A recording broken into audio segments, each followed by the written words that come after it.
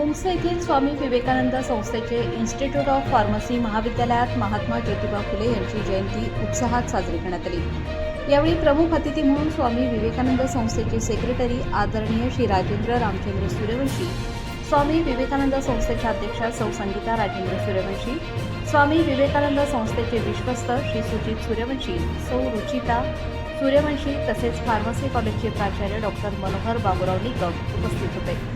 प्रमुख मान्यवरांच्या हस्ते महात्मा फुले यांच्या प्रतिमेस पुष्पहार अर्पण करून दीपप्रज्वलन करण्यात आले। यावेळी आदरणीय श्री राजेंद्र रामचंद्र सूर्यवंशी यांनी आपल्या मनोगतात महात्मा ज्योतिबा फुले यांच्या समाज सुधारणेतील कार्याचा गौरव करताना सांगितले की महात्मा फुले यांनी शिक्षण, स्त्री शिक्षण, सामाजिक समता, अस्पृश्यता निर्मूलन आणि शोषितांच्या उन्नतीसाठी केलेले कार्य हे आजही प्रेरणादायी आहे।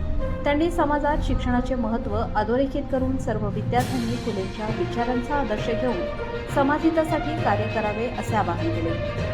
अध्यक्षीय भाषणात प्राचार्य डॉक्टर मनोहर बाबूराव निकम यांनी महात्मा ज्योतिबा फुले यांच्या कार्याचे स्मरण करून समाजातील विषमता दूर करण्यासाठी शिक्षण हेच प्रभावी साधन असल्याचे सांगितले। तसेच विद्यार्थ्यांनी फुले दाम्पत्याच्या विचारांचा अभ्यास करून सामाजिक जाणीव व जबाबदारीने कार्य करावे असेही त्यांनी नमूद केले।